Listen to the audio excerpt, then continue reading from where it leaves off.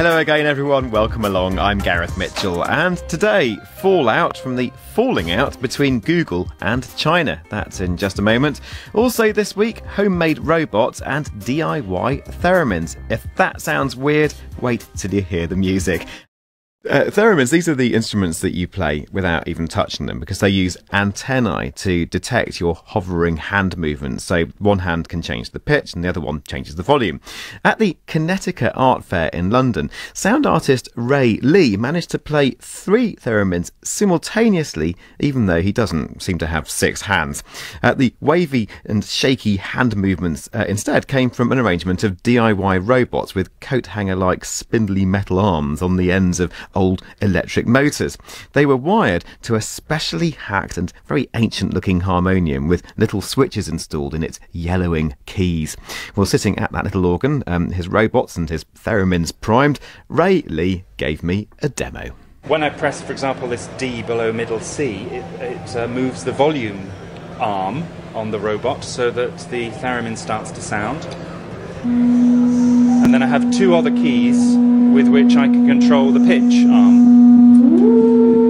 So I can make the pitch go up or the pitch go down. So you have 3 theremins here, so these are these old musical instruments that people played by hovering their hands around them. They come from about 1920s, 1930s, yes, that kind of era. That's era. when they were invented, around about 1919, yes.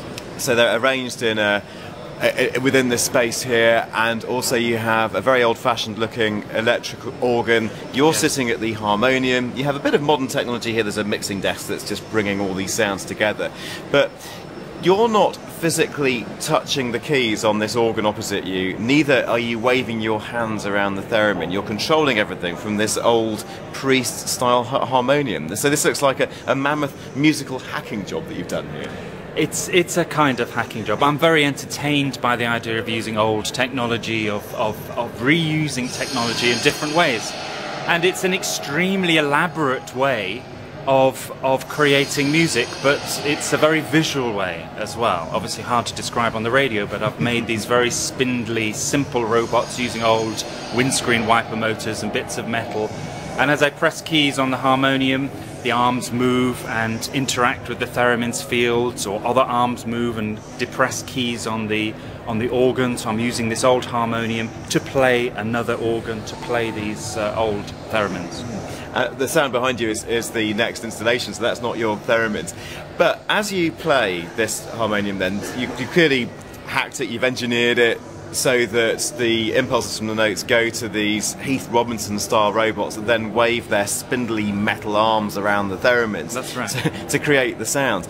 To me, this seems like a comment on automation in music, and I don't know, for 2 decades now we've had MIDI, you know, so this interface where you play one keyboard and all the other instruments are controlled electronically. This is obviously, you've reinvented MIDI, but just done it using very old-fashioned style mechanical engineering. Well, it's extraordinarily low-tech. I have the old harmonium. Instead of reeds and the bellows, I've just put micro switches. So as I depress the note, it just makes a switch, and I'm just using those switches to activate motors. It couldn't really be any simpler. But for me, it is a comment on digital technology. I'm not against digital technology. I use digital technology, I use computers, but I get very frustrated when I see, for example, a laptop being used in a performance to create music. The music might be extraordinary, but for an audience, all you're seeing is someone tapping away at keys on a computer, and I don't find that a very interesting visual experience. So I'm trying to make an extremely elaborate visual experience to engage the audience with the things I do. And also this taps into hacker culture and maker culture, yes, the idea of electronic hobbyists. We've spoken about it on this programme. People, and I love the way they do this, they subvert technology by taking one device, taking it to bits and then plugging it into another in some very unanticipated way, and clearly that's partly what's behind this. Yeah, circuit bending and taking things apart, sort of regaining control over technology. I mean, I have some understanding of electronics, but fairly limited. I get very frustrated with these inaccessible black boxes full of technology that I simply don't understand, and I want technology to be something that I can kind of touch and manipulate and fiddle around with and make it do what I want it to do rather than what someone else has designed it to do. Okay, well, let's have you playing a little bit more of your improvised music here, and as you do it, and you can play us out with this, we're going to see these arms on these robots. They'll start moving around. It's they're waving their mechanical hands around these theremins, and that organ opposite you, we're going to have these robot arms pressing down on the keys, and all controlled from this harmonium. So give us a bit of a blast.